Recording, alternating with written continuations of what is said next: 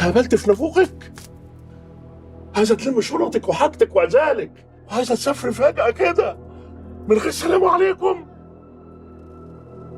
رد عليا وانا بكلمك.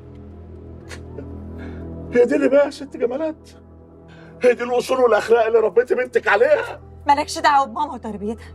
الست دي ما قصرتش معانا في اي حاجه وربتنا احسن تربيه. ده ايه ده بقى؟ ده ردك؟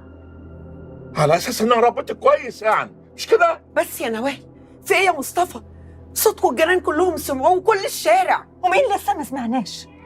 ما احنا طول عمرنا المنطقه كلها عارفه ان احنا بنتخانق على اي حاجه في البيت ده. فالحل ايه بقى؟ انك تسيب ابوك وتهجي؟ لا انا مش عايزه اهج يا بابا، انا عايزه اشوف مصلحتي زي ما انت بتعمل بالظبط وزي ما علمتني وربتني، ومحدش احسن من حد. انا ما بفكرش غير في مصلحتي. لا حول ولا قوة الا بالله، لا حول ولا قوة الا بالله. انت ما بيتمرش فيك حاجة ابدا بقى بعد المصاريف اللي صرفتها عليكي والتعليم اللي علمتهولك، وجايه تقولي لي ان ما بفكرش غير في مصلحتي؟ وده اللي اتعلمتيه مني ولو كان عاجبني. مش هي دي الحقيقه يا بابا؟ الست دي طول عمرك بتطلع عينها ومشقيها طلبات طلبات طلبات، عشان في الاخر تروح تقعد مع اصحابك ومعارفك واي حد تقدر تعمل منه سمسره عشان تجيب فلوس تصرفها على نفسك وبس. واحنا ولا حد فينا عمره سألك انت بتعمل ايه؟ وفي الاخر جاي تلوم. طب مين فينا اللي اناني؟ مين؟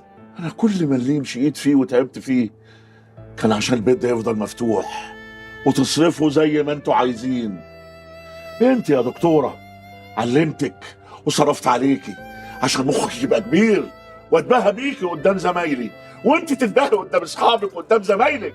اخوكي يلبس احسن لبس ويتعلم احسن تعليم، امك يجي لها كل اللي هي عايزاه وما تفكرش في عاوزه ايه.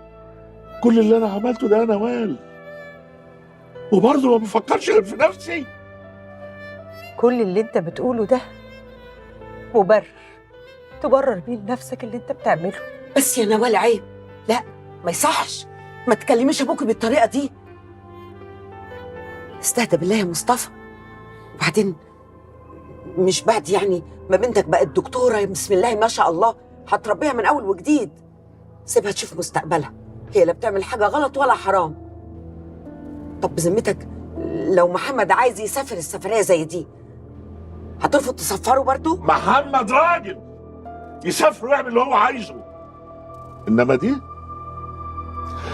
بعد اللي عملتيه النهارده يا نوال ما اعملكيش ابدا، وقسما بالله العظيم، قسما بالله العظيم يا نوال لو كسرت كلامي قلبي هيبقى غضبان عليك اليوم الدين.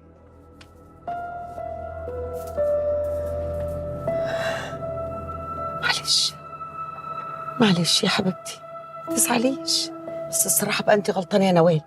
كان المفروض يعني من قبلها يعني كده بشويه تاخدي وتدي معاه في الكلام. انا كنت ناويه اعمل كده، كنت ناويه اعمل كده، بس خلاص اللي حصل بقى. طب انت هتعملي ايه دلوقتي؟ ايه ده؟ ايه السؤال ده؟ معروف هتعمل ايه؟ هتدخل تاخد بخاطر ابوها عشان هي دي بنتي اللي انا ربيتها.